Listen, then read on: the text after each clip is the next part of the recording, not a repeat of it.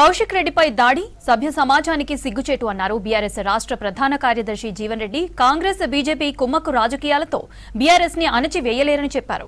ఉన్నది మాట్లాడితే కేంద్ర మంత్రి బండి సంజయ్ ఎందుకు ఉలికిపడుతున్నారన్నారు. విమర్శకు ప్రతి విమర్శ చేయాలి కానీ దాడులు చేయటం సరికాదన్నారు.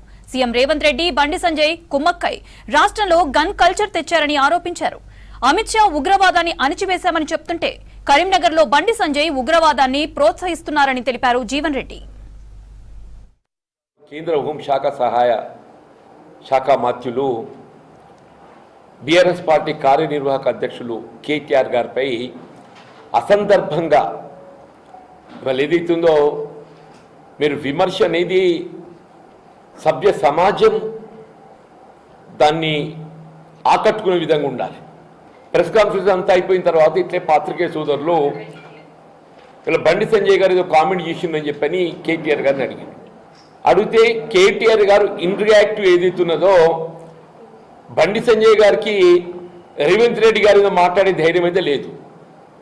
రేవంత్ రెడ్డి గారికి బండి సంజయ్ గారికి అంతర్గతంగా ఈ ఒప్పందాలు నడుస్తున్న ఏంటియో వాళ్ళకి తెలియాలి. మరి కాందిశీకుల భూములకు సంబంధించిన అంశమా, అది ఏ అంశం, ఏ విధంగా వరకు అంతర్గతంగా ఒప్పందాలు కొనసాగడం జరుగుతుందో నేను సందర్భం వచ్చినప్పుడు నేను బహిర్గతం చేస్తా అని చెప్పాను.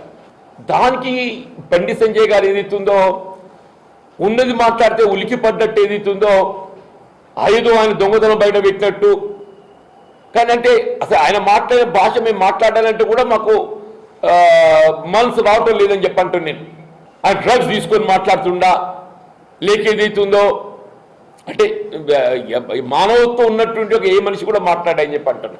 అలాంటి బండి సంజయ్ గారు కేటీఆర్ గారి మీద మాట్లాడిన మాటలు భాష మానవత్వం ఉన్నటువంటి యొక్క ఏ ప్రజాప్రతినిధే కాదు ఏ మానవుడు కూడా అటువంటి ఒక భాష ఉపయోగించిందని చెప్పండి. అదేవేళ కౌశిక్ రెడ్డి గారు ఏదైతే ఉందో ఇవాళ గంగుల కమలాకర్ గారి క్యాంప్ ఆఫీస్ లోపల వీళ్ళ ఉమ్మడి జిల్లా కేంద్రంలో పట్ట పగలు మిట్ట మధ్యాహ్నం ఇదే హోంశాఖ సహాయ మంత్రి క్యాంప్ ఆఫీస్ పరిసరాలలో గన్ కల్చర్తో దోపిడీ దొరికితే వాళ్ళు ఎవరు కూడా ట్రేస్ అవుట్ చేసింది లేదు. 5 రోజులు గడుస్తుంది.